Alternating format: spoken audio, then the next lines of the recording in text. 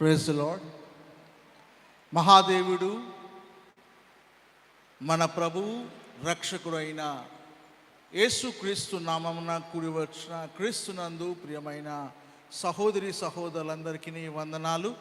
ఈ అవకాశం ఇచ్చిన దైవజనులు పెద్దలు బిషప్ సాల్మోన్ రాజు గారికి అమ్మగారికి ప్రత్యేకమైన వందనాలు.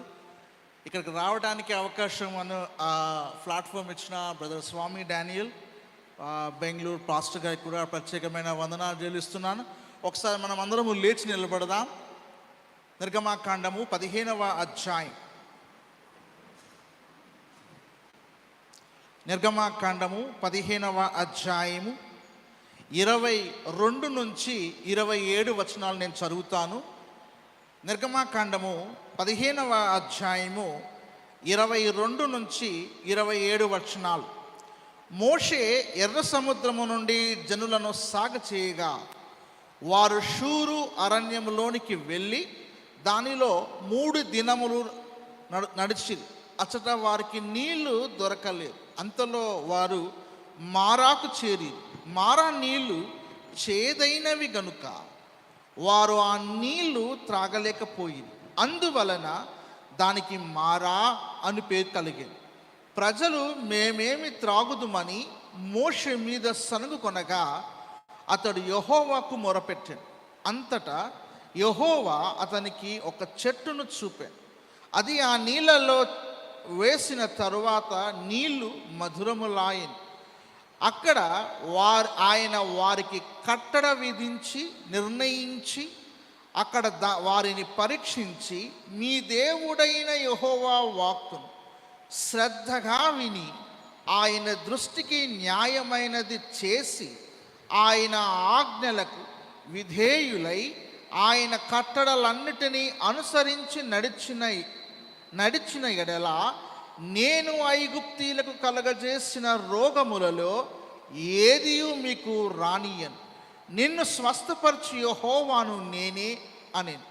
తరువాత వారు ఏలేమునకు వచ్చి అక్కడ 12 నీటి బుగ్గలను 70 ఈత చెట్లు ఉండెను. వారు అక్కడనే ఆ నీళ్ళ యొద్ద దిగిరి. ప్రార్థన చేసుకున్నాం. ఆర్ మోస్ట్ ప్రీషియస్ హెవెన్లీ పరిశుద్ధుడా, ప్రేమగల తండ్రి, నమ్మకమైన దేవుడా, స్తోత్రాలు తండ్రి. ఉదయకాల సమయం ఈ పునరుద్ధాన దినమున నీవు మాకు అనుగ్రహించిన కృపను బట్టి వందనాలు తండ్రి. ఇంతవరకు కీర్తనల్లోనూ సాక్ష్యముల్లోనూ స్తుతి ఆరాధనలోనూ మీరు మాకు తోడుగా ఉన్నారు. మీరు మహిమ పొందారు తండ్రి. మీ వాక్యము మేము ధ్యానించుచుండగా పరలోకమందు కానీ భూమి మీద కానీ భూమి క్రింద కానీ ఆ గ్రంథం విప్పడానికి ఎవరికి యోగ్యత లేదు, కనీసము చూడటానికి కూడా యోగ్యత లేదు. అయితే నీవు వచ్చి రక్తము కార్చి నీ కుమారులంగా నీ కుమార్తెలనుగా చేసుకొని నీవు మాకు అనుగ్రహించిన గొప్ప కృపను బట్టి వందనాలు, స్తోత్రాలు. ప్రభువా, మీరు మీ సంఘముతో మాట్లాడండి. మానవ స్వరాన్ని బంధించండి. దైవ స్వరము, పరలోక స్వరము ప్రభువా, నీ రాకడకు సిద్ధపడు స్వరము మా జీవితాలలో కలగచ్చేయండి. విత్తపడుచున్న వాక్యము హృదయములలో ఫలింపజేసి 30 వంతులుగాను 60 వంతులుగా 100 వంతులుగా ఫలించి నీ యొక్క నామాన్ని మహిమార్థమై మేము జీవించినట్లుగా అట్టి వాక్య ఉపదేశము ఈ ఉదయకాలంలో మాతో మాట్లాడి మమ్మల్ని దర్శించమని ప్రార్థిస్తున్నాను తండ్రి. మీకు వందనా స్తోత్రాలు చెల్లిస్తూ ప్రతి విధమైన ఆటంకమును యేసు నామమును లయపరుస్తూ ప్రభా, మీ హృదయం మా హృదయములు మీ హృదయముతో పెనవేసుకొని నీ వాక్య సంతోషముతో జీవించి విని తృప్తి పొంది మేము సంతోషముగా ఉన్నట్టు సిద్ధపరచండి. అటు కృపలో బలపరచమని నడిపించే కార్యం చేయమని సమస్తం మీ చేతకు అప్పగించుకుంటూ మహాదేవుడు మా ప్రభు రక్షకుడైన యేసుక్రీస్తు నామమున ప్రార్థన చేయుచున్నాం తండ్రి, ఆమేన్. అందరూ కూర్చోండి.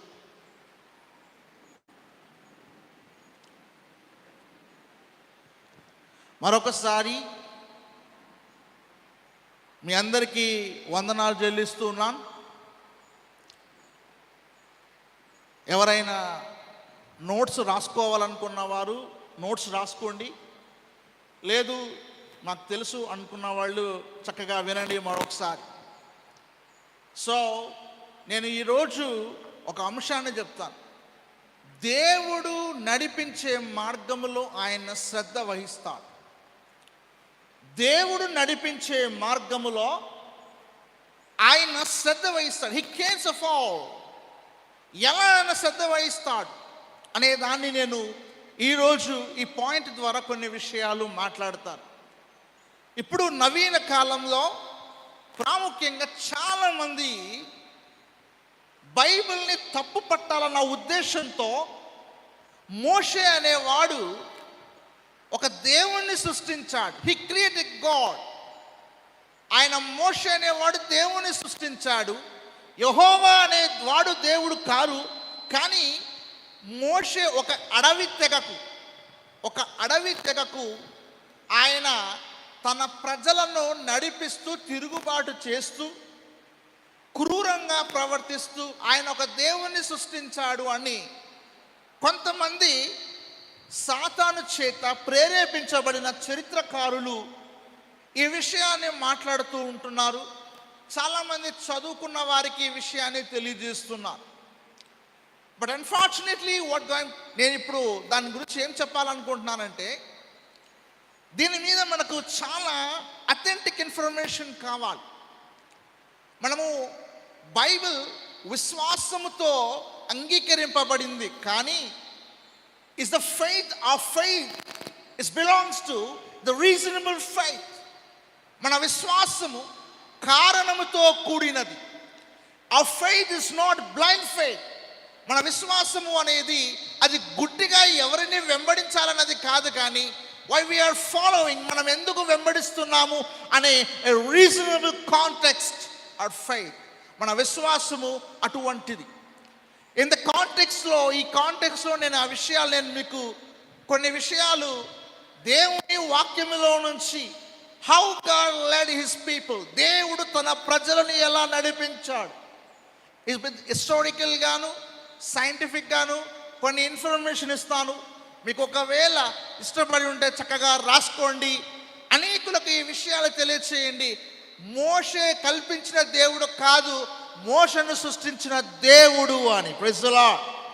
హల్లెలూయా. Moshe is not created a God, but God created Moses. అంతేనా కదా? మోషే దేవుని కల్పించలేదు, దేవుడే మోషేను సృష్టించాడు. దేవునికి మహిమ కలుగును గాక. జేమ్స్ కే హాఫ్మ్యాన్, ఒకవేళ ఎవరైనా చదువుకున్న వాళ్ళు ఉంటే ఆల్రెడీ ఆన్లైన్లో కూడా వస్తుంది కాబట్టి, James K Huffman, great archaeologist and very research scholar, Richard Elliot, వీళ్ళు తర్వాత రిచర్డ్ ఎలియాట్, వీళ్ళిద్దరూ అసలు ఎంత పరిశోధన చేశారంటే, ఆ ఈజిప్ట్ దేశంలోనున్న ప్రతి పరిస్థితిని కూడా దే ఇన్ఫర్మేషన్ వాళ్ళు ఖచ్చితంగా దాన్ని నిరూపణ చేసుకుంటూ వచ్చారు. మీరు జేమ్స్ హాఫ్మ్యాన్ అనే బుక్స్ చదవండి, చాలా అద్భుతంగా ఉంటాయి. రిచర్డ్ ఎలియాట్ కూడా అసలు ఎందుకు నిర్గమనం జరిగింది, ఏ ఉద్దేశంతో జరిగింది, దానికి కావాల్సిన చారిత్రక ఆధారాలు ఏంటి అనే ఆల్ సిస్టమ్, అన్ని విషయాలు క్షుణ్ణంగా చెప్పడం జరిగింది. కాబట్టి చదువుకున్న వారికి ఇది ఉపయోగకరంగా ఉందని నేను నమ్ముతున్నాను. చాలాసార్లు గమనించండి, కొంతమంది అంటుంటారు దేవుడు వారిని నడిపించెను, దేవుడు వారిని ఏం చేశాడు, నడిపించెను. Is it biblical right or not? ఒకసారి నిర్గమకాండము 3వ అధ్యాయం 8వ వచనం చదువుదాం ఒకసారి. కాబట్టి ఐగుప్తీయుల చేతిలో నుండి వారిని విడిపించుటకును, ఐగుప్తీయుల చేతిలో నుండి వారిని విడిపించుటకును, ఆ దేశములో నుండి విశాలమైన మంచి దేశమునకు అనగా కనానీయులకు, కెనానీయులకు, హిత్తీయులకు, హిత్తీయులకు, అమోరీయులకు, అమోరీయులకు, పెరిజ్జీయులకు, పెరుజ్జీయులకు, హివ్వీయులకు, హివ్వీయులకు, యెబూసీయులకు యెబూసీయులకు నివాస స్థానమై నివాస స్థానమై పాలు తేనెలు ప్రవహించు దేశమునకు పాలు తేనెలు ప్రవహించు దేశమునకు వారిని నడిపించుటకును వారిని నడిపించుటకు. దిగి వచ్చి ఉన్నాను. అసలు డేవిడ్ హ్యూమ్ అనే ఒక బైబిల్ వ్యతిరేక వాది, బైబిల్లో అద్భుతాలు జరగలేదు, ఒక కథలు మామూలు టామ్ అండ్ జెర్రీస్ లా ఎట్లా కథలు ఉన్నాయో ఫిక్షన్ అలా కథలు అని చెప్పుకుంటూ డేవిడ్ హ్యూమ్ అంటే ఆయన అసలు మెరాకిల్సే లేవని చెప్పుడు వచ్చాడు. అందులో పాలు తేనెలు ప్రవహించు దేశము, పాలు తేనెలు ప్రవహిస్తాయా అన్నాడు. నిజంగా పాలు తేనెలు ప్రవహిస్తాయా? ప్రవహిస్తాయా? పాలు తేనెలు ప్రవహిస్తాయా? చెప్పాలి. పాలు తేనెలు ప్రవహిస్తాయా? హలో చెప్పండి. పాలు తేనెలు ప్రవహిస్తాయా? మీరు చాలా మంచి, ఎందుకంటే అయ్యగారు, పెద్ద అయ్యగారు మీకు నేర్పిస్తున్నారు. చాలా నాకు ఏంటంటే అయ్యగారు చాలా మంచి సింగర్. నేను కూడా సింగర్ కావాలనుకున్నా కానీ నాకు ఇవ్వలేదు దేవుడు. Praise the Lord. అయ్యగారు చక్కగా పాడారు. కాబట్టి మరి పాలు తేనెలు ప్రవహిస్తాయా? ప్రవహిస్తాయండి. ప్రవహించు కానీ ఒక ఎగ్జాంపుల్ చెప్పారు అనుకుంటుంటారు. కానీ మొదటి సమూయేలు గ్రంథం 14వ అధ్యాయం 25వ వచనంలో ఇలా వ్రాయబడి ఉంటుంది. చూడండి ఒకసారి. మొదటి సమూయేలు 14:25. జనులందరూ ఒక అడవిలోనికి రాగా అక్కడ నేల మీద తేనె కనబడెను. జనులు ఆ అడవిని జొరగా తేనె కాలువ కట్టి ఉండెను గాని కాలువ ప్రవహిస్తుందా ప్రవహించదా? కాలువ ప్రవహిస్తుందా అండి? ప్రవహిస్తుంది కదా. మరి దేవుడు తేనె ప్రవహిస్తుందని చెప్పాడు. అది మాట వాస్తవమా కాదా? హలో, వాస్తవమే కదా? Right. Which God he promised us. దేవుడు దేనైతే వాగ్దానం చేశాడో ఆ వాగ్దానాన్ని నెరవేర్చడానికి సమర్థుడు. మరి పాలు ప్రవహిస్తాయా? ఈ తేనె ప్రవహించిందని చెప్పాడు కాబట్టి ఎక్కడో పాలు ప్రవహిస్తాయి. పాలు ప్రవహిస్తాయా ప్రవహించవా అంటే నాకు సమయం లేదు, అధికారులు ఇచ్చిన టైంలో నేను ఆ టైంలో ముగించాలి కాబట్టి ఇంకా చాలా విషయాలు చెప్పాను. భాషాను ఆవులు పర్వతం మీద ఉంటాయి.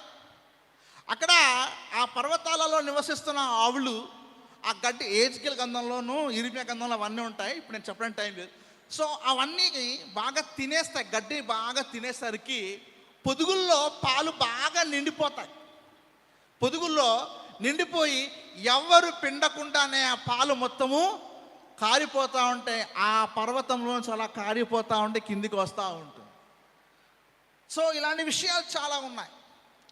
పాలు తేనెలు ప్రవహించు దేశంలోకి నేను నడిపిస్తానన్నాడు. ఆయన వాగ్దానం చేశాడు. కానీ ఇంకొక విషయం ఏం తెలుసా?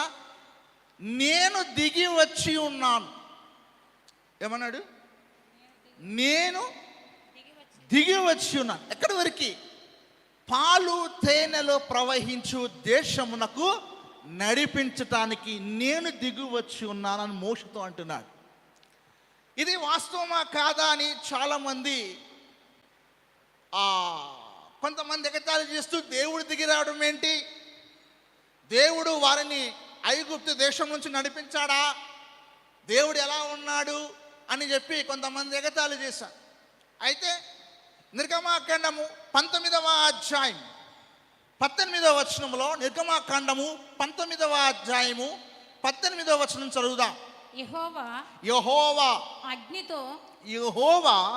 అగ్నితో సీనాయి పర్వతం మీదికి దిగి వచ్చినందున అదంతయు ధూమమయమై ఉండెను. దాని ధూమం కొలిమి ధూమము వలె లేచెను. పర్వతమంతయు మిక్కిలి కంపించెను. దేవుడు అగ్నితో దిగి వచ్చాడు. ఈ జేమ్స్ హాఫ్మన్ అనే గొప్ప, అసలు ఇజ్రాయిలియ ప్రాచీన చరిత్రకి ఆయన వరం. మీరు ఒకవేళ ఇంగ్లీష్ కనుక వచ్చుంటే మీరు ఆయన బుక్స్ చదవండి. 3 బుక్స్ 4 బుక్స్ రాశారు. ఇజ్రాయిలు ఈజిప్టులో ఉన్నప్పుడు ఉన్న చరిత్ర ఆధారాలు ప్రపంచానికి పరిచయం చేశాడు.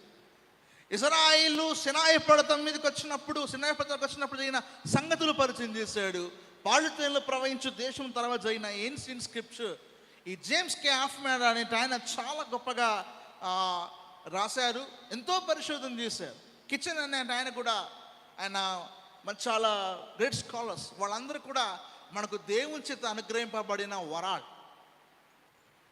అయితే ఆయన చెప్పిన కొన్ని విషయాలు ఏంటంటే ఏన్షియన్ నీడిస్ట్ వాళ్ళు ప్రాంతం వాళ్ళు ఆ యొక్క సినాయి పర్వతం మీద పరిశోధన చేయడం స్టార్ట్ చేసినప్పుడు ఒక పర్వత శిఖరం మీద నల్లగా కాలిపోయిన కొన్ని రాళ్ళు కనిపించాయి. ఆ రాళ్ళు తీసుకొని C14 కార్బన్ డేటింగ్ టెస్ట్ చేశారు. ఈ కార్బన్ డేటింగ్ టెస్ట్ చేసినప్పుడు ఈ కార్బన్ డేటింగ్లో 8 సార్లు చేశారట. 8 సార్లు చేసినప్పుడు వాళ్ళకి అర్థమైంది ఏంటంటే ఈ పర్వతం మీద ఈ ఇక్కడ శిఖరంలో నల్లగా కాలిపోయిన కొన్ని సంగతులు ఉన్నాయి. కానీ అది పెరియాడిక్ కెమికల్. అంటే ఇప్పుడు మనం చదువుకున్నప్పుడు పిల్లలకు కెమికల్స్ ఉన్నాయి కదా, అది టేబుల్ అంటారు కదా, 118 టేబుల్స్ ఉన్నాయి కదా, 118 కెమికల్స్ ఉన్నాయి. అందులో నుంచి ఏది మ్యాచ్ కాలేదు. అందుకే అప్పుడు ఆయన అంటాడు, దేవుడే తన అగ్నితో ఈ భూమి మీదకి దిగి వచ్చాడనడానికి ఇంతకంటే గొప్ప ఆధారం ఏమీ అవసరము లేదు. Praise the Lord. The science. అందుకని నేను చెప్తా ఉంటాను చాలాసార్లు మా పిల్లలకు కూడా, విశ్వాసము ఆనాడు అద్భుతాలు దేవుడు చేశాడు విశ్వాసం ద్వారా. ఈరోజు దేవుడు అదే విజ్ఞానం చేత చేసిన అద్భుతాలకు సైన్స్ ద్వారా దేవుడు నిరూపణ చేస్తూ ఆయన అద్భుతాలు చేశాడని మహిమ పొందుకుంటున్నాడు. Praise the Lord. హల్లెలూయా. సో ఇప్పుడు నేను ఈ విషయాలను మీ దృష్టిలో పెట్టుకొని ఈరోజు నేను మీకు దేవుడు నడిపిస్తున్న మార్గములో ఆయన్నే శ్రద్ధ వహిస్తాడు. ఏ కష్టం వచ్చినా, ఏ బాధ వచ్చినా, ఏ స్థితిలో నువ్వు ఉన్నా, నువ్వు దేవుని మార్గంలో నడిచావు అంటే he will care of everything for you. ఆయన నీ పట్ల నువ్వు ఆయన మార్గంలో నడుస్తున్నప్పుడు ప్రత్యేకంగా ఆయన శ్రద్ధ వహిస్తాడు. Praise the Lord. ఎందుకంటే మనం ఒకసారి నిర్గమకాండము 13వ అధ్యాయము తీద్దాం. నిర్గమకాండము 13వ అధ్యాయము 17వ వచనం చదువుదాం. మరియు ఒక నిమిషం. నిర్గమకాండము 13వ అధ్యాయము 17వ వచనం. మరియు ఫరో ప్రజలను పోనీయగా దేవుడు ఈ ప్రజలు యుద్ధము చూచినప్పుడు వారు పశ్చాత్తాపపడి ఐగుప్తుకు తిరుగుదురేమో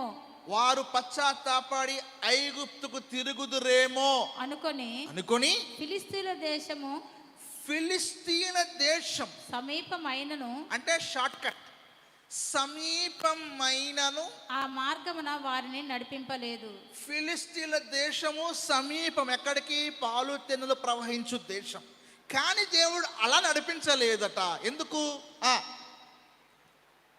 తరుణమ్మ చుట్టూ దారియగు. అయితే దేవుడు ప్రజలను చుట్టూ దారియగు ఎర్ర సముద్రము అరణ్య మార్గమున నడిపించాడు.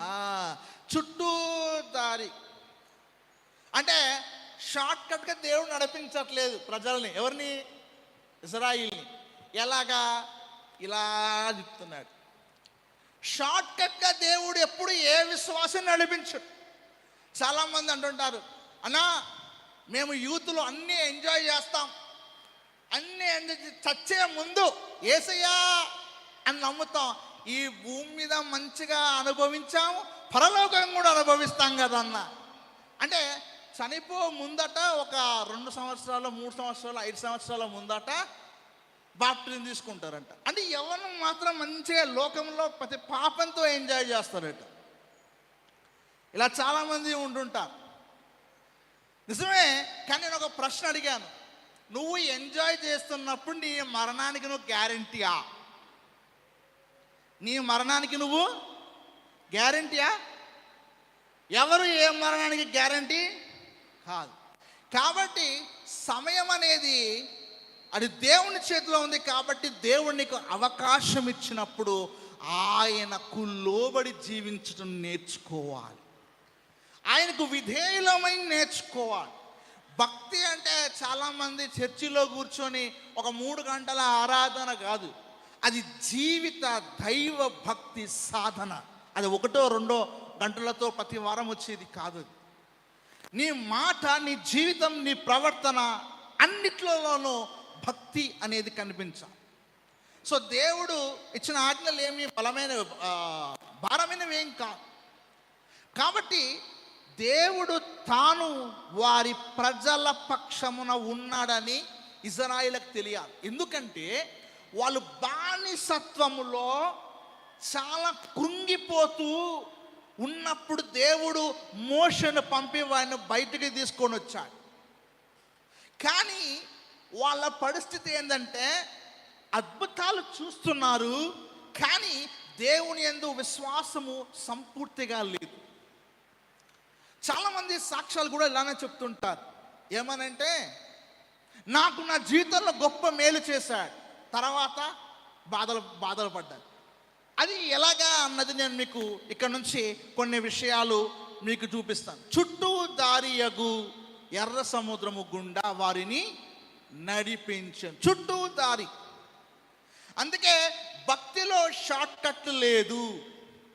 భక్తులు ఏమీ లేదండి. షార్ట్ కట్ అనేది ఏది లేదు. జీవితములో దేవుడు ఆయన తోడుగా ఉండి కూడా మన హృదయాలను పరిశీలిస్తాడు. మన హృదయాలను ఏం చేస్తాడండి? పరిశీలిస్తాడు. అద్భుతం చేస్తాడు, మేలు చేస్తాడు, ముందుకు సాగిపోమంటాడు. ముందుకు సాగిపోతే మళ్ళీ అక్కడ ఇంకో ప్రాబ్లం అవుతుంది. ఇంకో ప్రాబ్లం అయినప్పుడు నీ హృదయ స్థితి ఏంటిది అన్నది కూడా దేవుడు పరీక్షల్లోకి తీసుకొని వస్తాడు. చాలామంది కూడా ఇక్కడే పడిపోతూ ఉంటారు. మొట్టమొదలుగా వాళ్ళ జీవితంలో దేవుడు చేసిన అద్భుతాలను బట్టి వాళ్ళు ప్రభులోకి వస్తారు. కానీ వచ్చిన తర్వాత వారి విశ్వాస జీవితాన్ని అంతము వరకు కొనసాగించలేకపోతుంటారు. సో ప్రియమైన వాళ్ళారా, నేను ఇప్పుడు ఈ పాయింట్ మీద కొన్ని విషయాలు మీకు చెప్తాను. దేవుడు ఎర్ర సముద్రమును ఏం చేశాడు? వచ్చాడు, ఎర్ర సముద్రం దగ్గరకు వచ్చాడు. ఎర్ర సముద్రం దగ్గర వచ్చిన తర్వాత మీకు ఒక విషయం చెప్తాను, చూడండి. ఒకసారి బైబిల్ తీస్తే నిర్గమాకాండం 12వ అధ్యాయం 37వ వచనం. నిర్గమాకాండం 12:37. అప్పుడు ఇశ్రాయేలీలు రామశేసు నుండి సుక్కోతుకు ప్రయాణమైపోయిరి. వారు పిల్లలు గాక కాల్బలము 6 లక్షల వీరులు. ఎంతమ్మా? 6 లక్షలు. 6 లక్షల వీరులు. మనుషుల వీరుల? వీరులు. మనుషుల వీరుల? వీరులంటే చెప్పాలా? యుద్ధం చేసేటోళ్ళు ఎంతమంది? 6 లక్షల మంది కదా. నెక్స్ట్ 14వ అధ్యాయము, నిర్గమాకాండం 14వ అధ్యాయం 6వ వచనం చదవండి ఒకసారి. అంతటా అతడు తన రథమును సిద్ధపరచుకొని తన జనమును తనతో కూడా తీసుకొని పోయెను. మరియు అతడు శ్రేష్టమైన 600 రథములను, ఐగుప్తు రథములనన్నిటినీ, వాటిలో ప్రతి దాని మీద అధిపతులను తోడుకొని పోయాను. 600 రథాలు వస్తున్నాయి, వారిని వెంబడిస్తున్నాయి. ఒక రథం మీద 10 మంది ఉందని అనుకుందాం. ఎంతమంది అవుతారు మొత్తం? 600 రథాలు. ఒక్క రథం మీద 10 మంది. ఎంతమంది అవుతారు? ఎంత? 6,000 మంది అవుతారు. 6,000 మంది ఏమవుతున్నారు? తరుముకుంటూ వస్తున్నారు. అయితే చూడండి, 10వ వచనం చదువుదాం. ఫరో సమీపించుచుండగా ఇశ్రాయేలీయులు కన్నులెత్తి ఐగుప్తీయులు తమ వెనుక వచ్చుట చూచి మిక్కిలి భయపడి యెహోవాకు మొర్రపెట్టిరి. మిక్కిలి భయపడి. ఎలా? మనుషులు కాక 6 లక్షల మంది వీరులు 6,000 మందికి భయపడి గచ్చ వణికిపోతున్నారు. అంతెందుకండి, తప్పటప్పుడు పాటలు పాడుతూ అన్నీ పాడతారు. ఒంటరిగా ఒక రూమ్లో కూర్చొని నైట్ పూట పండుకున్నారు అనుకోండి, టపటప అని క్యాలెండర్ కొట్టుకుంది అనుకోండి, స్తోత్రం హల్లెలూయా. భయం, మిక్కిలి భయపెడుతున్నారు. దేవుడు దిగి వచ్చి వారు నడిపిస్తున్నప్పుడు దేవుని చూడట్లేదు, కానీ ఆ ఫరో సైన్యాన్ని చూస్తున్నారు. ఈరోజు ఒక క్రైస్తవుడు కూడా ఆయన ఐగుప్తు దేశాన్ని అల్లకల్లోలం చేశాడు. సృష్టినంతా తన స్వాధీనం చేసుకొని ఐగుప్తు దేశంలో రకరకాల, చివరికి బంగారం అంతా ఇచ్చేశారు. ఎవరు? ఐగుప్తులు ఇజ్రాయేలుకి ఏం చేశారు? బంగారం మొత్తము ఇచ్చేసి మీరు ఎప్పుడు పోతారో పొండి అన్నారు. అలా భయపడించిన దేవుడు వారికి తోడుగా ఉండి నడుస్తూ ఉంటే 6 లక్షల యుద్ధ వీరుల గతగత వణిగిపోతున్నా. కారణం ఏంటో తెలుసా? బానిసత్వపు ఆత్మ. ఏంటిది? బానిసత్వపు ఆత్మ, స్లేవింగ్ స్పిరిట్. బానిసత్వపు ఆత్మ మనిషిని భయభ్రాంతులు చేస్తుంటుంది. Unfortunately God he relieved. దేవుడు మనల్ని ఆ ప్రతి భయము, బానిసత్వములో నుంచి ఆయన సిలువలో ఆయన మనల్ని విమోచించాడు. హల్లెలూయా. ప్రియమైన దేవుని పిల్లలారా, బానిసత్వపు ఆత్మ. మోషే తీసుకొచ్చావు, సమాధులు లేవా, వాళ్ళు మమ్మల్ని చంపేస్తారు. కానీ వీళ్ళు అట్లా అనుకోలే. వీళ్ళు ఎట్లా అనుకోవాలి తెలుసా? ఆ రోజు నన్ను బాసనలు తోమిచ్చాడు కదా, ఆ రోజు నన్ను ఇటుకలు చేయించాడు కదా, ఆ 10 మంది వస్తున్నారు కదా, ఏసేస్తా అని చెప్పేసి ధైర్యం తెచ్చుకోవాలి. ఎంతమంది? 6 లక్షల మంది. ఎవరి మీదకి పోవాలా? ఎందుకంటే దేవుడు వారికి తోడు ఉన్నాడన్న ధైర్యం వారి జీవితాల్లో ఉండాలి. కానీ బానిసత్వము అనేది ఆ ధైర్యాన్ని వాళ్లకు అనుగ్రహించలేదు. ఎస్, ఈరోజు దేవుని వాక్యముతో మనము అనేక సందర్భాలలో మన జీవితాల్లో దేవుడు అద్భుతాలు చేస్తాడు. కానీ మనకు ఎదురయ్యే శ్రమలు, మనకు ఎదురయ్యే బాధలను బట్టి మనం ఏమవుతామంటే కృంగిపోతూ, భయపడుతూ, అయ్యో దేవుడేమా, మా కష్టం వచ్చింది, మాకు సమస్య వచ్చింది, మా పరిస్థితి ఏంటి అనుకుంటుంటాం. ఇశ్రాయేలు మనసు, ఎందుకంటే వాళ్ళకు 2 కళ్ళు ఉన్నాయి, మనకు 2 కళ్ళు ఉన్నాయి. వాళ్ళకు 2 చెవులు ఉన్నాయి, మనకు 2 చెవులు ఉన్నాయి. వాళ్ళకు బొక్కలేని నాలుగు ఉంది, మనకు బొక్కలేని నాలుగు ఉంది. సారీ, నరం లేని నాలుగు. So same. కానీ మన జీవితం అలా ఉండకూడదు. మనకు దేవుని వాక్యం ఏమిస్తుందంటే అలా మన జీవితము ఉండకుండా ముందుకు పోవాలి. Praise the Lord. అప్పుడు దేవుడు మీరు వెళ్ళి వాళ్ళని చంపండి అలా, నాకు అప్పగించండి, నాకు ఇవ్వండి ఛాన్స్ ప్రభువా. ఎందుకంటే దేవుడు సమస్తమును శ్రద్ధ వహిస్తాడు. నీ జీవితంలో కూడా నీకు ముందు ఎర్ర సముద్రము లాంటి నువ్వు ముందుకెళ్ళలేని పరిస్థితిలో నువ్వు ఉన్నప్పుడు, వెనక ఫరో సైన్యములాగా నిన్ను ఎదురిస్తూ వెంటాడుతూ ఉన్నప్పుడు దేవునికి మొరపెట్టే లక్షణం మనం నేర్చుకోవాలి. ఎందుకంటే then God comes on the scene. అప్పుడు దేవుడు రంగం మీదకి దిగి వస్తాడు. హల్లెలూయా. దేవుడు రంగం మీదకి దిగి వస్తాడు. నీకు ఎర్ర సముద్రము లాంటి ఏ పరిస్థితి వచ్చినా, వెనక ఫరో సైన్యము లాంటి శత్రువులు నిన్ను ఎదుర్కొంటున్నా, ఒక్కటి మాత్రం గుర్తుపెట్టుకో. ఎందుకంటే ఎర్ర సముద్రము గుండా నడిపిస్తుంది దేవుడైన యెహోవాయే. ఆయన ఇశ్రాయేలు దేవుడు చెప్పిన మార్గంలోనే వెళ్తున్నారు. కాబట్టి ఏ సమస్యకైనా శ్రద్ధ వహించువాడు ఆయన. అందుకే ఫిలిస్తీన్ల గుండా వెళ్ళలే, ఆయన్నే ఎర్ర సముద్రం గుండానే నడిపిస్తూ వస్తున్నాడు. ఆయన ప్రజలను మొరపెట్టినప్పుడు దేవుడు చూడండి ఒక గొప్ప అద్భుతం జరిగింది. 14వ అధ్యాయం 21వ 20-21. అది ఐగుప్తీయుల సేనకు ఆ. ఇశ్రాయేలీయుల సేనకు నడుమ ప్రవేశించెను. ఆ, అది మేఘము గనుక ఆ. వారికి చీకటి కలిగెను గాని ఆ. రాత్రి అది వీరికి వెలిగిచ్చెను గనక ఆ. ఆ రాత్రి అంతయు ఐగుప్తీయుల సేన ఇశ్రాయేలీయులను సమీపింపలేదు. ఆ.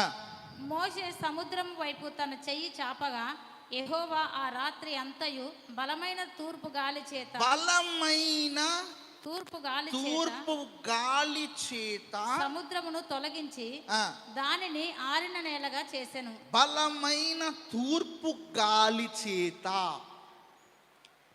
ఇక్కడ చాలా జాగ్రత్తగా గమనించండి. ఏ గాలి చేత? బలమైన తూర్పు గాలి చేత. మనకు 4 గాలులు బైబిల్లో వ్రాయబడ్డాయి. తూర్పు గాలి, పడమటి గాలి, ఉత్తర గాలి, దక్షిణ గాలి. దక్షిణ గాలి వడదెబ్బ, తూర్పు గాలి వేడి, ఇట్లా మనకు ఉత్తర గాలి మంచు, ఇలా మనకు బైబిల్లో వ్రాయబడ్డాయి. బలమైన తూర్పు గాలి ఇచ్చాడు. అయితే మనము ఇక్కడ ఒక 2 నిమిషాలు కొంచెం ముందుకు వెళ్దాం. ఆదికాండం 1వ అధ్యాయము 9వ వచనం చదవండి ఒకసారి. ఆదికాండము 1వ అధ్యాయము 9వ వచనం. దేవుడు ఆకాశము క్రిందనున్న జలములు ఒక చోటనే కూర్చబడి జలములు ఒక్క చోటే కూర్చబడి ఆరిన నేల కనబడును గాకని పలకగా ఆరిన నేల కలుగును గాక అనలేదు గాని ఏమన్నాడు? కనబడును గాకని పలకగా ఆరిన నేల కనబడును గాక. ఆరిన నేల కనబడును గాక. ఆరిన నేల కదండి, ఆరిన నేలనా? అవునా? మనము ఇప్పుడు నిర్గమాకాండంలో ఆరిన నేల కనబడుతుంది, అవునా లేదా? నిర్గమాకాండం మనము 14వ అధ్యాయంలో ఏమని రాయబడింది? ఆయన తూర్పు గాలి చేత సముద్రము తొలగించి దానిని ఆరిన నేలగా చేసింది. ఆదికాండం 8వ అధ్యాయంలో కూడా 1వ వచనం చదువుదాం. యెహోవా ఏటిని కొట్టి. ఆదికాండం 8:1. దేవుడు నోవహును అతనితో కూడా ఓడలోనున్న సమస్త జంతువులను సమస్త పశువులను జ్ఞాపకం చేసుకొనెను. దేవుడు భూమి మీద వాయువు విసురునట్లు చేయటం వలన నీళ్లు తగ్గిపోయాను. ఓకే, తర్వాత 13వ వచనం చదవండమ్మా. 13వ వచనం. మరియు 601వ సంవత్సరము మొదటి నెల తొలి దినమున నీళ్లు భూమి మీద నుండి ఇంకిపోయెను. నోవహు ఓడకప్పు తీసి చూచినప్పుడు నేల ఆరియుండెను. ఆయన ఆరిన నేల విసరటానికి గాలి విసిరాడు. అది మనకు ఆదికాండం 1వ అధ్యాయంలో కనపడుతుంది, 8వ అధ్యాయంలో కనపడుతుంది. చాలామంది అనుకుంటుంటాడు, when God has to do miracles, దేవుడు అద్భుతాలు చేసేటప్పుడు న్యాచురల్ బిలాంగ్స్ ఆయన కొన్నిసార్లు ఆయన సృష్టిలో కూడా వాడుకుంటాడు. అవి మానవ జ్ఞానానికి అర్థమవుతాయి. But when God uses supernatural things, సహజాతీయమైన సంగతులు ఎప్పుడైతే దేవుడు వాడుకుంటాడో అవి మనుషులకి అర్థంగా. కాబట్టి ఇప్పుడు ఈ సముద్రం ఎలా చీలింది అంటే తూర్పు గాలి చేత. సృష్టిలోనే భూమిని ఆరిన నేలగా తూర్పు గాలి చేత చేశాడు. నోవా కాలంలో భూమి అంతా కూడా నీళ్లతో నింపబడ్డప్పుడు ఆయన ఏం చేశాడు? ఆరిన నేల కలుగుగా కానీ వాయు విసిరాడు. అలాంటి అద్భుతాలు దేవుడు చేయగలవాడు కాబట్టి ఎర్ర సముద్రమును ఆయన చీల్చాడు. హల్లెలూయా, హల్లెలూయా. ఎర్ర సముద్రం చీల్చాడు. ఇశ్రాయేలు వెళ్తుంటారు. కానీ వాస్తవం ఏంటంటే చాలా జాగ్రత్తగా గమనించండి. కొంతమంది ఏమంటున్నారంటే లిబరల్ థియాలజీ కొంతమంది అంటారు, ఆ ఎర్ర సముద్రం నిజంగా చీలలేదు, ఏదో గడ్డి మీదకి వెళ్ళిపోయారు అని. నో, అలాంటిది కాదు. ఈ విషయం మీద జేమ్స్ కే హఫ్మన్ అనే గొప్ప చరిత్రకారుడు, ఆయన రాసిన బుక్స్ చదివితే అద్భుతం. ఈరోజు చాలామంది క్రైస్తవ్యానికి అనేకులకు ఆశీర్వాదకరం. కాబట్టి చదువుకున్న దేవుని పిల్లలారా, మనం చాలా అప్డేట్ కావాలి. చాలా విషయాలు ఇతరులకి దేవుని జ్ఞానాన్ని పరిచయం చేద్దాం. ఎందుకంటే నాకు ఒక బాగా కోరిక, చూడండి మన సంఘంలో చాలామంది సిస్టర్స్ ఉన్నారు, చాలామంది బ్రదర్స్ ఉన్నారు, కానీ యూత్ చాలామంది చదువుకున్న వాళ్ళు అన్ని సంఘాల్లో ఇలా ఉన్నారు, కానీ యూనివర్సిటీలలో ఉన్నారు. వాళ్ళని మనం ప్రభు కొరకు నడిపిద్దాం. ప్రైజ్ అలా హల్లెలూయా. కాబట్టి మన యొక్క స్టాండర్డ్స్ మనం వాళ్ళకి ఇతరులకు తెలియచేయాలి. సో కాబట్టి ప్రియమైన దేవుని పిల్లారా, దేవుడు అలాంటి అద్భుతం చేసి ఎర్ర సముద్రమును తీసి వారిని నడిపించి గొప్ప కార్యం చేశాడు. వాళ్ళు సంతోషించి నాట్యం చేశారట. చూడండి ఎంత 20వ వచనము, 15వ అధ్యాయం 20వ వచనం. మరియు అహరోను సహోదరియు ప్రవక్తియునగు మిరియాము తంబురను చేత పట్టుకొనెను. స్త్రీలందరూ తంబుర్లతోనూ నాట్యములతోనూ ఆమె వెంబడి వెళ్ళగా మిరియాము వారితో కలిసి ఇట్లు పల్లవి ఎత్తి పాడెను. యెహోవాను చాలండి, ఎంతో సంతోషించారు. అబ్బబ్బా, మా దేవుడు ఎంత గొప్ప దేవుడు, ఎర్ర సముద్రం చూసాం, ఎర్ర సముద్రం చీలటం చూసాం, ఇంత గొప్ప అద్భుతాలు చేశాడు, ఓ మా దేవుడు గొప్ప దేవుడు అని మంచి నాట్యం చేసేశారు. హల్లెలూయా, హ్యాపీగా చేశారు. చేసిన తర్వాత ఇప్పుడు అసలు పాయింట్కి వచ్చి చూడండి 22వ వచనంలో, మోషే ఎర్ర సముద్రం జనులను సాగచేయగా వారు షూరు అరణ్యంలోనికి వెళ్ళి దానిలో 3 దినములు నడిచిరి. అచ్చట వారికి నీళ్లు దొరకలేదు. అంతలో వారు మారాకు చేరిరి. మారా నీళ్లు చేదైనవి గనక వారు ఆ నీళ్లు త్రాగలేకపోయిరి. ఇక్కడ ఆపండి అమ్మ. దేవుడు అద్భుతం చేశాడుగా, అద్భుతం చేశాడు. చక్కగా నడుచుకుంటూ వచ్చారు. షూరు అరణ్యంలో వచ్చారు. అరణ్యంలో నడుచుకుంటూ ఉన్నారు. నడుస్తూ ఉన్నారు. నీళ్ళు దాహమైంది. 3 రోజులు దూపైంది, దాహమైంది. దాహం కాగానే నీళ్ళెక్కడ అనేసరికి ఒక చేదు నీళ్ళు కనిపించాయి. ఎందుకు చేదు నీళ్ళు కనిపించాయి?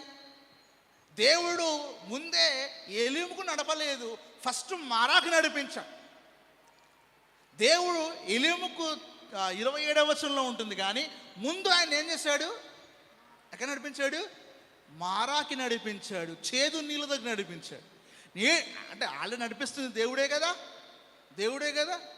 అయితే ఇక్కడ మనం ఒక విషయం నేర్చుకోవాల్సిన ఒక గొప్ప సత్యం ఏంటంటే, ఆయన హృదయాలను పరీక్షిస్తూ ఉన్నాడు. ప్రైజ్ ది లార్డ్, హల్లెలూయా.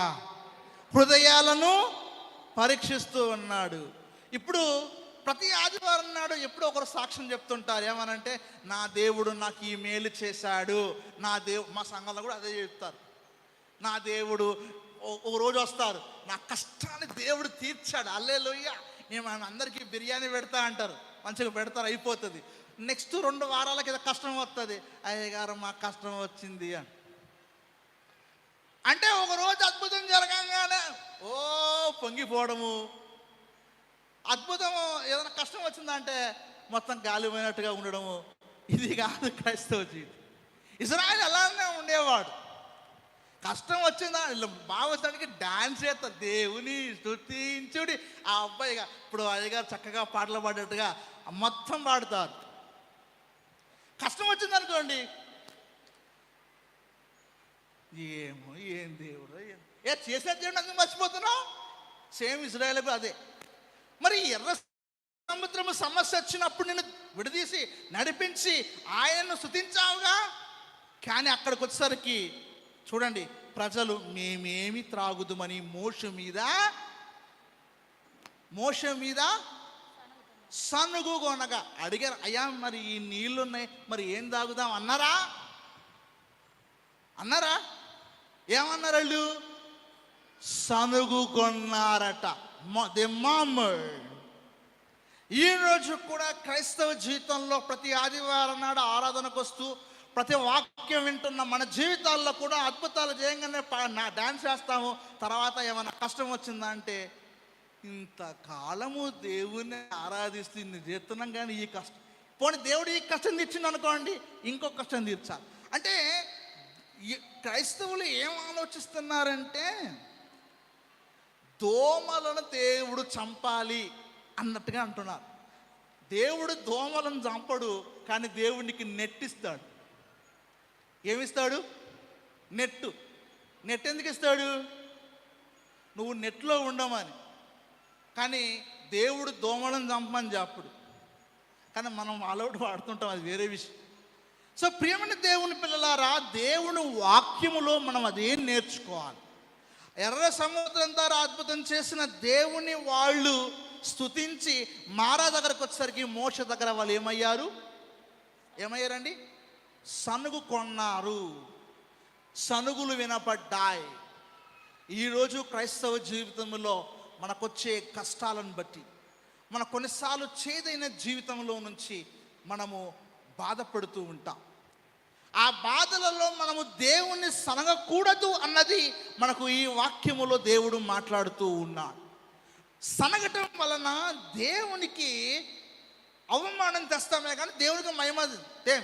నువ్వు మంచిగా బ్రతకాలన్నది, నీకు ఆయన ప్రతి విషయంలో శ్రద్ధ వహించాలన్నది దేవుని ఉద్దేశం.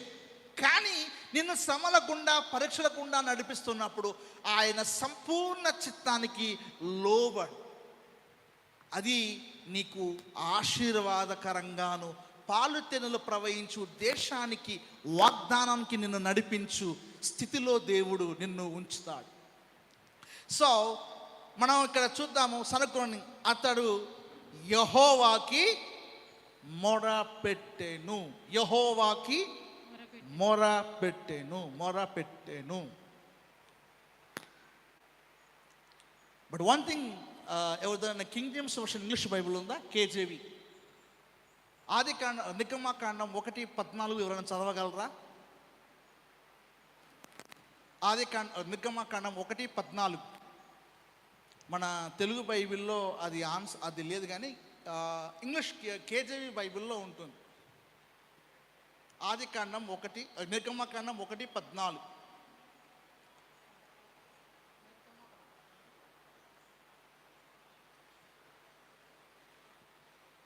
And they made their lives bitter with hard bondage. They made their lives with bitter. వారి జీవితాలు వారికి చేదైపోయా.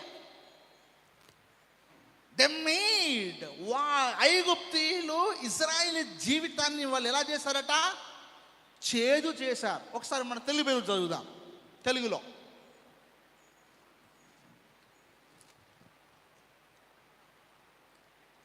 1:14 నిర్గమాకాండం 1:14.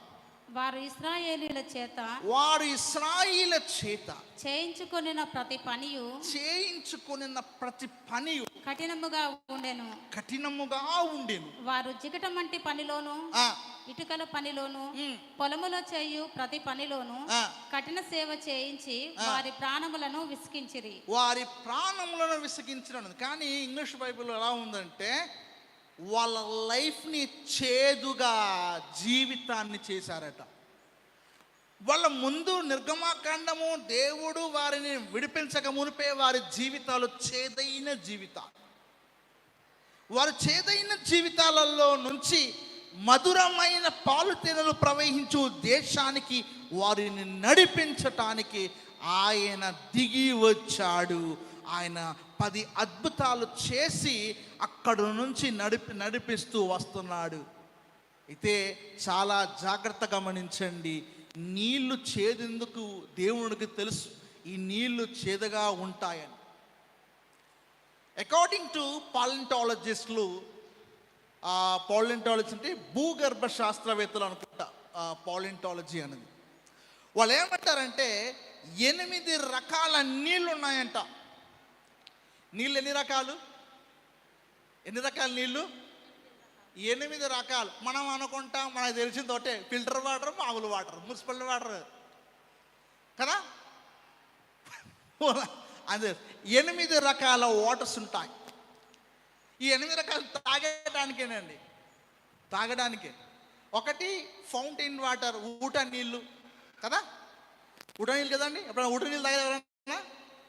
ఫౌంటైన్ వాటర్, మౌంటైన్ వాటర్, ఆల్కనీల్ వాటర్, చాలా ఉన్నాయి. 8 రకాలు ఉన్నాయి. కొంతమంది 12 రకాలు అంటారు. సరే, మెయిన్గా అయితే నాకు తెలిసి 8 రకాల వాటర్స్. ఈ 8 రకాల వాటర్స్ మన లైఫ్లో మనకు అవసరం. నీళ్ళు ఏదో తాగుతాం.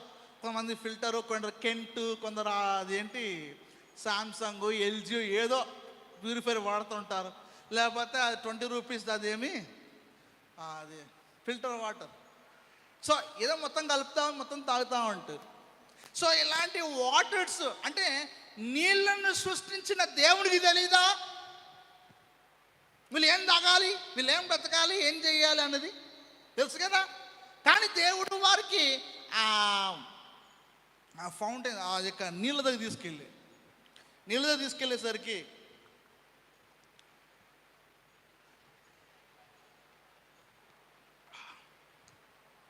ఆ నీళ్ళ దగ్గర తీసుకెళ్ళేసరికి చూడండి అక్కడ ఏం జరిగింది చూడండి. నీళ్ళు త్రాగలేకపోయిరి. ఆ నీళ్ళు ఏం చేయలేకపోయారు, వాళ్ళు త్రాగలేకపోయారు. ఎందుకు త్రాగలేదంటే చేదు. ఎవరైనా మీరు చేదు నీళ్ళు తాగారా?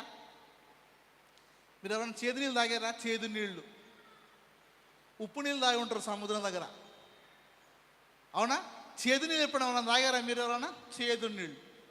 సరే అయ్యా, చేదు ఎవరైనా తాగారా? సరే, చేదు నీళ్ళు అంటే మీకు అర్థం కాదు. ఎవరైనా విషం తాగారా? విషం చాలా మంది కొన్నిసార్లు నేను చచ్చిపోతాను భయపెట్టిస్తారు కదా. తాదా విషం తాదు, చేదు ఉంటుంది. మందు కూడా చేదు ఉంటుందని విన్నాను, నాకు తెలియదు. ఎంత చేదంటే చేదు నీళ్ళు ఎలా ఉంటాయంటే అత్యంత భయంకరమైన చేదు నీళ్ళు. జస్ట్ ఒక 50 ml తాగేసరికి ఆ నీళ్ళు డైజెస్ట్ కాక చచ్చిపోతే బాగుండు అనిపిస్తుందట. అంత భయంకరమైన మన యొక్క టెస్ట్ ప్లేట్స్ అంటారు దాన్ని, ఏమంటారు, లాలాజలం మొత్తం కూడా కృంగిపోద్దట. అంత భయంకరమైన చేదైపోతుంది. అయితే వాల్టర్ కేసర్ ఎక్సిటికల్ కామెంటరీ రాసుకొచ్చారు ఆయన. వాల్టర్ కేసర్ అంటే మహాపండితుడు. 45 సంవత్సరాల నిర్గమాకాండం మీదను ఇజ్రాయెల్ చరిత్ర మీదను గొప్పగా పరిశోధన చేసిన మహాపండితుడు వాల్టర్ కేసర్. ఈ వాల్టర్ కేసర్ ఆయన నిర్గమాకాండం మీద వ్యాఖ్యానం రాస్తూ ఒక చెట్టును చూపెను, కానీ హెబ్రూ భాషలో చెట్టు యొక్క వేరు చూపెను అని ఉంది. ఏమనుందండి? చెట్టు యొక్క వేరును చూపెను. చెట్టు యొక్క వేరును ఎందుకు చూపించాడు అంటే నేను మీకు కొన్ని విషయాలు చెప్తాను. పాలింటాలజిస్టులు చెప్తున్న విషయం ఏంటంటే భూమి లోపల ఊట శుద్ధి నీళ్లు కావాలి అంటే భూమి లోపల ఉన్న వేర్లు ఆ చేదు నీళ్లను పీల్చగలిగితే అక్కడ నుండి మధురమైన నీళ్లు రాగలవు. మీరు మధురమైన నీళ్లు రావటానికి ఆ చెట్ల యొక్క వేళ్ళు పనిచేస్తాయి అంటాడు. మీకు ఇవి కావాలంటే ఈగన్ కార్పెంటర్ ఎగ్జిటికల్ కామెంటరీ ఆయన క్రిటిక్స్ మీద చాలా బాగా రాసుకొచ్చారు. అంటే ఎవరెవరు బైబిల్ని తప్పు పట్టారో వాటన్నిటికీ సమాధానం చేసుకుంటూ రాసుకొచ్చారు. ఈగన్ కార్పెంటర్ అనే గొప్ప పండితుడు. చాలామంది దేవుడి చేత గొప్పగా వాక్యాన్ని ఘనపరచడానికి, దేవుని నామాన్ని మహిమపరచడానికి గొప్ప గొప్ప పండితులను దేవుడు మనకు అనుగ్రహించాడు. వాళ్ళు దేవుని వరాలుగా దేవుని వాక్యమును సత్యస్థాపన కొరకే దేవుని కొరకు వాళ్ళు వాడబడుతున్నారు. వాళ్ళందరి గురించి మనం ప్రార్థన చేద్దాం. హల్లెలూయా. ఎందుకంటే ఈ రక్షణ సువార్త ప్రజలకు సాక్షార్థమై ప్రకటింపబడును, అటు తర్వాత అంతము వచ్చును. సాక్షార్థమై, రక్షణార్థమై కాదు, సాక్షార్థమై ప్రకటింపబడును, అటు తర్వాత అంతము వచ్చు. సో కాబట్టి ఈ నీళ్ళు చూసినప్పుడు అప్పుడు మోషే ప్రార్థన చేశాడు. అయ్యా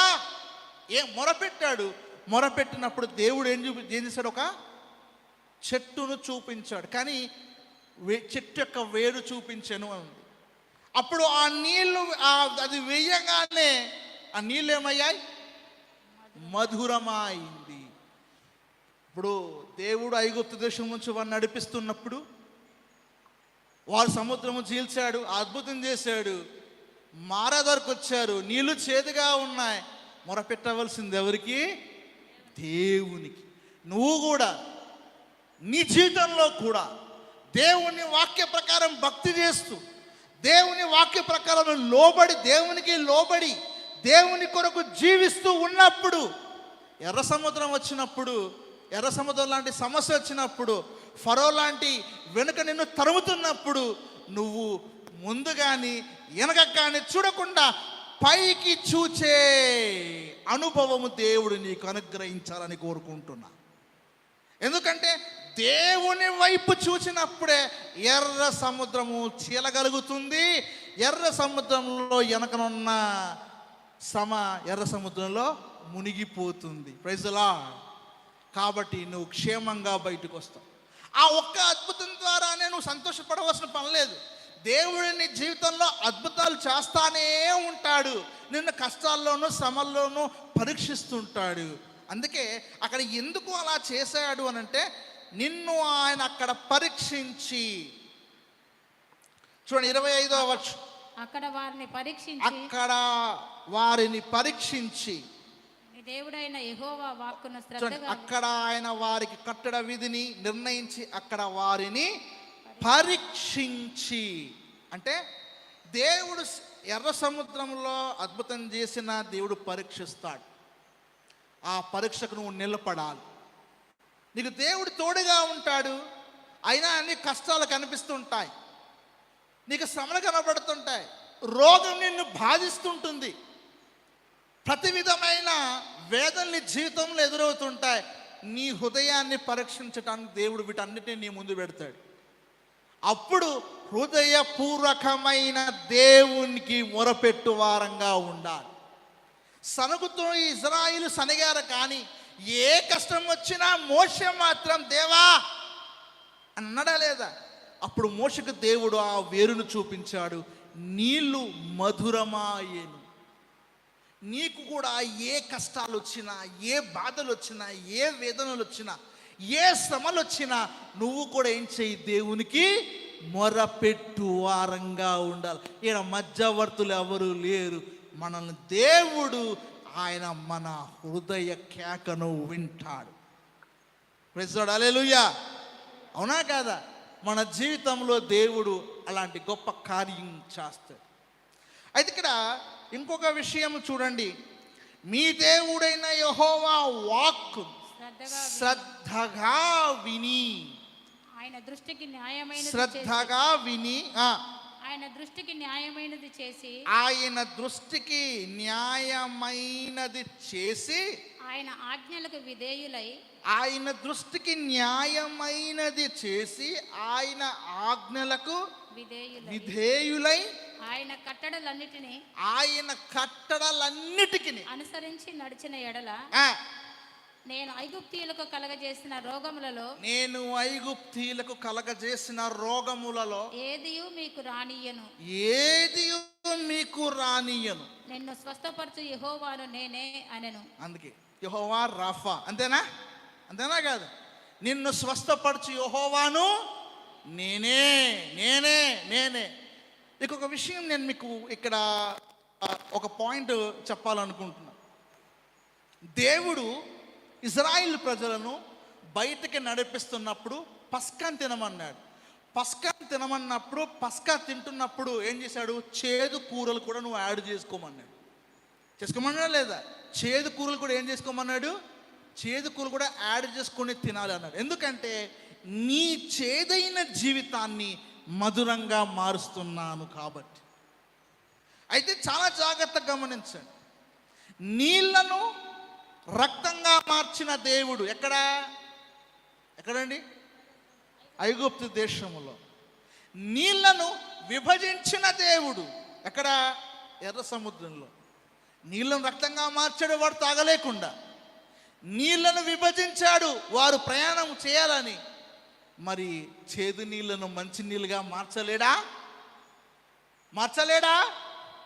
మార్చుతాడు. కానీ ఆ విశ్వాసము నీ జీవితంలో నువ్వు కొనసాగించు వాడవు, దానవై ఉండాలి. ప్రైజ్ ది లార్డ్, హల్లెలూయా. అయితే చాలా జాగ్రత్తగా గమనించండి. నేను మీకు ఒక చిన్న ఎక్స్ప్లెనేషన్ ఇస్తాను. ఈ పడి తెగులు ఏంటో తెలుసా? కరోనా లాగా 10 అంటువ్యాధులు. ఏంటి ఈ తెగుళ్ళు? నేను రప్పించిన రోగములు అని ఉంది కదా, మనం చదివాం కానీ మళ్ళీ చదువుదాం. 15వ అధ్యాయం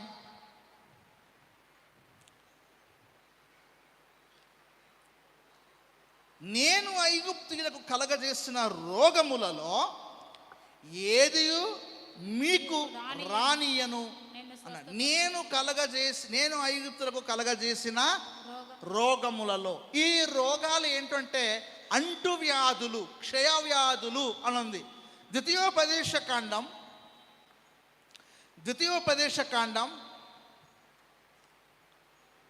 28వ అధ్యాయం 59వ వచనం చదువుదాం. 59, 60 వచనాలు. ద్వితీయోపదేశ కాండం 28వ అధ్యాయము 59, 60 వచనాలు.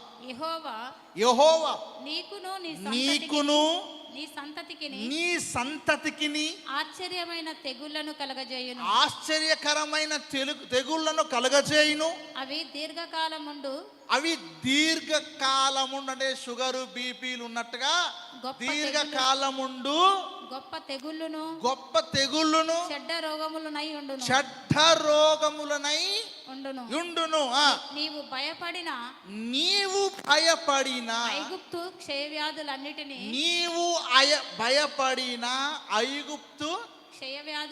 క్షయవ్యాధులు అంటే అంటు రోగాలు, ఆ క్షయవ్యాధులన్నిటినీ ఆయన నీ మీదికి తెప్పించును.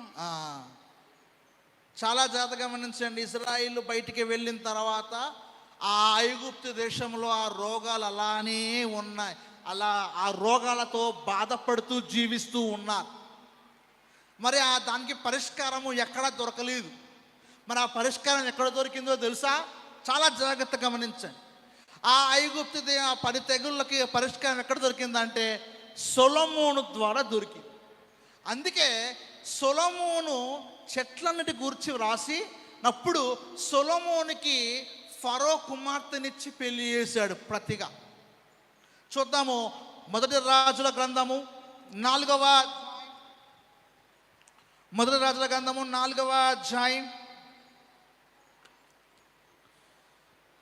29వ వచనం చదువుదాం. మొదటి రాజుల గ్రంథం 4వ అధ్యాయం 29వ వచనం. దేవుడు జ్ఞానమును బుద్ధిని వర్ణింప శక్యము కాని వివేచన గల మనస్సును సొలొమోనునకు దయచేసెను. గనుక సొలొమోనునకు కలిగిన జ్ఞానము తూర్పు దేశస్థుల జ్ఞానము కంటెను ఐగుప్తీయుల జ్ఞానం అంతటి కంటెను అధికమై ఉండెను. అమ్మ 33 చదవండి. 33, 34. మరియు లెబానోనులో నుండు దేవదారు వృక్షమునే గాని గోడలో నుండి మొలుచు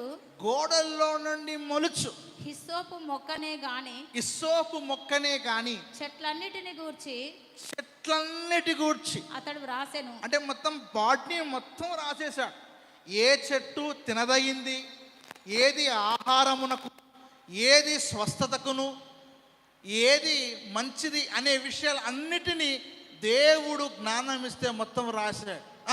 మరియు మృగములు చాలండి. మీరు తర్వాత కింద వచ్చిన చూడండి ఏమన్నదంటే, అతని జ్ఞానమును గూర్చి వినిన భూపతులందరిలో నుండి జనులందరిలో నుండి మనుషులు సొలొమోను వద్దకు వచ్చిరి. Praise the Lord. అయితే చాలా జాగ్రత్తగా గమనిద్దాం. సొలొమోను దగ్గరకు వచ్చారు.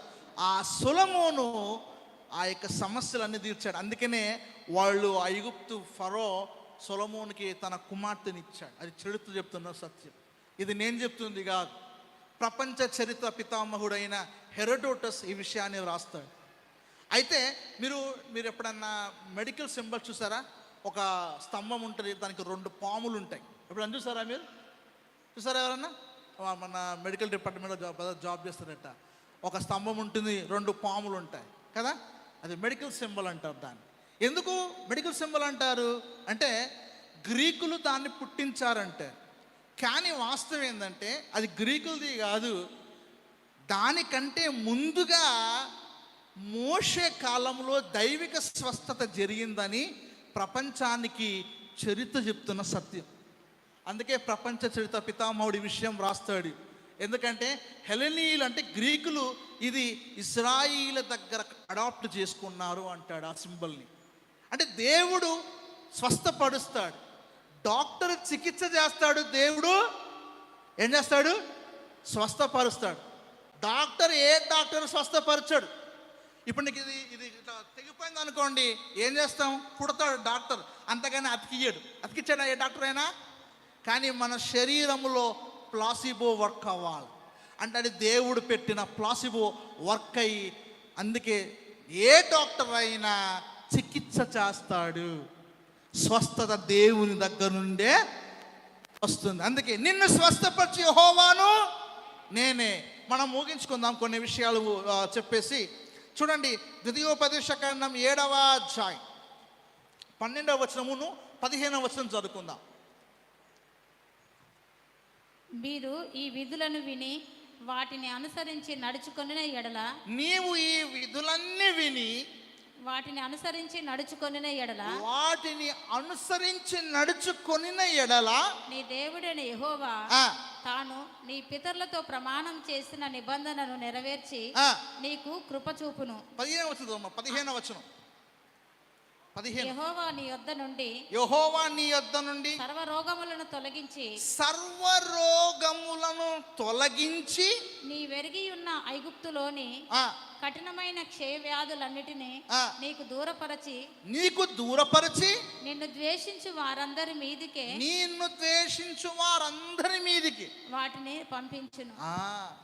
నీవు ఎప్పుడైతే ఇశ్రాయేలుతో మాట్లాడుతున్నాడు, నీవు ఎప్పుడైతే నా మాటలు వింటావో కఠినమైన ఐగుప్తి ఆజ్ఞలు ఆ క్షయవ్యాధులన్నిటినీ నీకు దూరపరిచి నిన్ను ద్వేషించు వారందరి మీదకి వేస్తాను అన్నాడు. అందుకే అది వైరస్లుగా ప్రపంచం అంతా తిరుగుతూ ఉన్నాయి.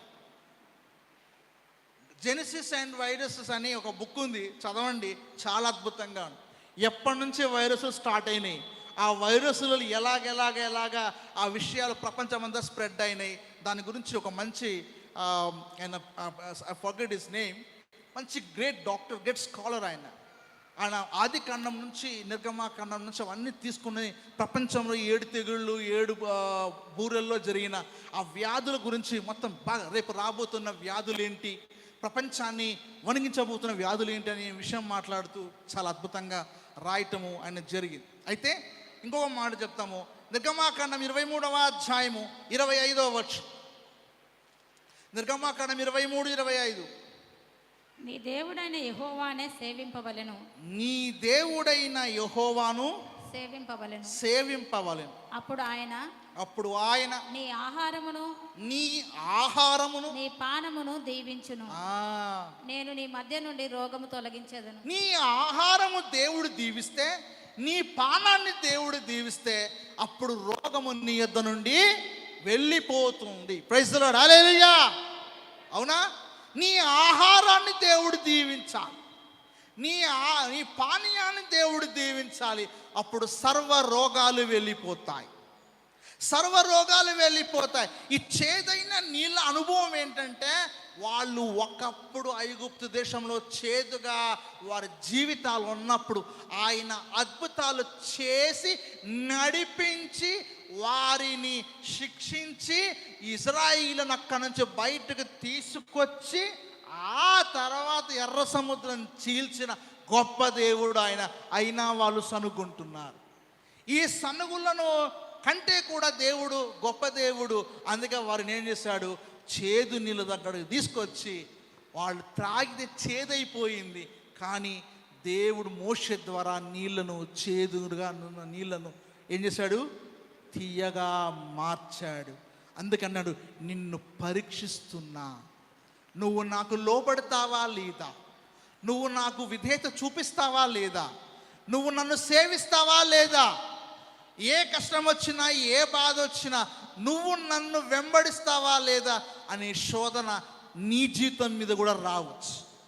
ఆయన అద్భుతాలు నీకు చేస్తుండవచ్చు, ఆయన నీకు తోడై ఉండి నేను నడిపిస్తుండవచ్చు, కానీ ఇది కూడా దేవుడు నీ హృదయాన్ని పరీక్షిస్తున్నా. నీ హృదయము దేవునికి దగ్గరగా ఉందా, దేవునికి దూరంగా ఉందా? సో అందుకే ప్రతి రాత్రి మనం పడుకునే ముందు మన హృదయము దేవునితో ఎలా ఉంది అన్నది మనము తెలుసుకున్న బద్ధులమై ఉండాలి. Praise the Lord. హల్లెలూయా. మనము దేవునికి అటువంటి జీవితాన్ని మనము అడగాలి. కాబట్టి ఏ సమస్యకైనా సొలొమోను ద్వారా ఆ ఐగుప్తు రోగాలు పోయాయి. కానీ ఈరోజు నిన్ను కూడా అదే అంటున్నాడు, నిన్ను స్వస్థపరిచి యెహోవాను నేనే. కాబట్టి ఆ మెడికల్ సింబల్ నేను చాలామంది డాక్టర్స్ని అడిగాను, ఇది ఏంటంటే ఇది గ్రీకు నుంచి వచ్చింది అన్నారు. గ్రీకు నుండి కాదండి, హెరోడోటస్ చెప్తాడు ఇది దేవుడి దగ్గర నుంచి వచ్చింది. Praise the Lord. దేవుడు దైవిక స్వస్థత. చాలామంది క్రైస్తవులలో దైవిక స్వస్థత నమ్మరు. స్వస్థత జరుగుతాయా అంటారు. మరి దైవిక స్వస్థత లేకపోతే నువ్వు పరలోకంలో ఎలా మార్పు చెందిపోతావు? మనం మచ్చమైన ఈ శరీరము అమర్చం ధరించుకోవాలి, అవునా? మరి రోగాలు బాగవుతాయనే స్వస్థత నమ్మని నువ్వు ఎలా మచ్చమైన శరీరం అమర్చం ధరించుకుంటుందని నమ్ముతున్నా? కాబట్టి దైవిక స్వస్థనే నమ్మలేని నీవు నీ జీవితంలో అమర్చతలోకి వెళ్తామన్న నమ్మకం కూడా నీకు లేనట్టే. తిని తాగటమే. కానీ అది కాదు. ప్రభు మనకు నేర్పిస్తున్న సత్యం ఏంటంటే ఆయన శ్రద్ధ వహించాడు ఇశ్రాయేలును. నిన్ను కూడా శ్రద్ధ వహిస్తాడు. కానీ ముందు ఆయన మార్గంలో నడుస్తూ దేవుణ్ణి అడగాలి. ఆయన మార్గం కాకుండా వేరే మార్గంలో నడుస్తూ దేవా నన్ను కాపాడు అంటే దేవుడు కాపాడు. కానీ ఆయన మార్గంలో నడిచినావు అనుకో, నీకు ఏదైనా కష్టం వచ్చినా ఆయన తోడుగా ఉండి నీకు ప్రతి దాని విషయంలో ఆయన ఏం చేస్తాడండి చెప్పాలి. ఏం చేస్తాడు? ఆయన శ్రద్ధ వహించి నిన్ను స్వస్థపరిచి నిన్ను సంతోషపరిచి మంచి ఆహారాన్ని దీవిస్తాడు, మంచి నీటిని దీవించి మంచి ఆరోగ్యం కలగజేయు జీవితానికి అనుగ్రహిస్తాడు. అందుకే ఆయన మన్నానిచ్చాడు. ఆ మన్నా చర్చ్ పేరు మన్నా చర్చ్ కదండి, మన్నా చర్చ్. విషయం చెప్పిన వ్యాన్ అలెన్ బెల్ట్, భూమి చంద్రుడు ఎక్కడైతే ఉన్నాడో దానికి రెండింతల దూరంలో ఉన్న వ్యాన్ అలెన్ బెల్ట్ భూమి గురుత్వాకర్షణ దాటిపోయి అక్కడ నుంచి మంచులో నుంచి మన్నాను కురిపించాడు దేవుడు. ఎవరికి? ఇశ్రాయేలుకు. ఏ రాజు, ఏ ఫరో, ఏ ధనవంతుడు రుచి చూడని ఆహారము అనుగ్రహించాడు. దేవుని నమ్మి దేవుని కొరకు జీవించినప్పుడు ఏ మానవుడు, ఏ ధనవంతుడు చూడలేని మేలులు నీ జీవితంలో చూస్తావు. ఎప్పుడు ఆయన వాక్య ప్రకారము ఆయనకు ఆజ్ఞలకు లోబడి ఆయన కొరకు జీవిస్తున్నప్పుడు, చేదుగా మన జీవితంలో కొన్నిసార్లు ఆయన నడిపించినప్పుడు దేవునికి లోబడదాం. సనగకుండా ప్రభువా ఈ పరిష్కారంగా మార్గం ఏంటని ఆయనము విధేయ వినయముతో ఆయన అడిగితే మన ప్రతి సమస్యకు పరిష్కారం చేస్తాడు, మన సమస్యలన్నిటి నుంచి విడుదల చేస్తాడు. కనుక నా ప్రియమైన దేవుని పిల్లలారా, మీరు ఒకవేళ మీకు ఇంకా సైంటిఫిక్గా, హిస్టారికల్గా ఇంకేమైనా ఇన్ఫర్మేషన్ కావాలనుకుంటే నా ఫేస్బుక్ ఫాలో అవ్వండి, ప్రశాంత్ జోబ్ శాస్త్రి. నా యూట్యూబ్ కూడా అదే. సో చాలా విషయాలు సైంటిఫిక్, ఎందుకంటే ఎంతోమందికి మేము యూనివర్సిటీస్లలో Bible, God, science, creation and archaeology మీద ఇన్ఫర్మేషన్ చేస్తూ అనేక పరిశోధనలో ఒక టీమ్గా మేము ఏర్పడి అనేకులను ప్రభులో నడిపిస్తున్నాం, యవనస్తులను ప్రభులో నడిపిస్తున్నాం. కాబట్టి మా పరిచయం గురించి ప్రార్థన చేయండి. మరి దేవుడు మీకు మంచి వాక్యం ఇస్తే దేవునికి గట్టిగా చప్పట్లు కొట్టండి. మీరందరు దేవుడు మీకు మంచి వాక్యం, దేవుని గట్టిగా చప్పట్లు కొట్టండి. కనుక మరి దేవునికి మనం లోబడదాం. ఆయన మనం పరీక్షించకుండా ఆయన మనం పరీక్షించి, దేవుడు మనం పరీక్షించేలా చేసి దేవుని కొరకు ముందుకు సాగిపోదాం. ఏ కష్టం వచ్చినా ఆయన వారికి తోడుగా ఉండి నడిపించిన దేవుడు, వారితో నడిచిన దేవుడు. అదే రీతిగా పరిశుద్ధాత్ముడు కూడా పరలోకం నుండి దిగి వచ్చి మనతో నడుస్తూ మనల్ని నడిపిస్తున్నవాడు ఎక్కడికంటే ఎత్తబడుట వరకు మన జీవితం. ఒకవేళ అలాంటి శోధన, శ్రమలు, బాధలు, చేదులు, ఎడారిలు, అరణ్యాలు, శ్రమలు ఎన్నొచ్చినా ప్రభుకు విజ్ఞాపనతో ప్రభు కొరకు ముందుకు సాగిద్దాం. మంచి క్రైస్తవులముగా రాకడలో మన్నా సంఘము ఉండును గాక. ఆమేన్. ఈ అవకాశం ఇచ్చిన దైవజనులకు వందనాలు చెల్లిస్తూ ముగిస్తున్నా.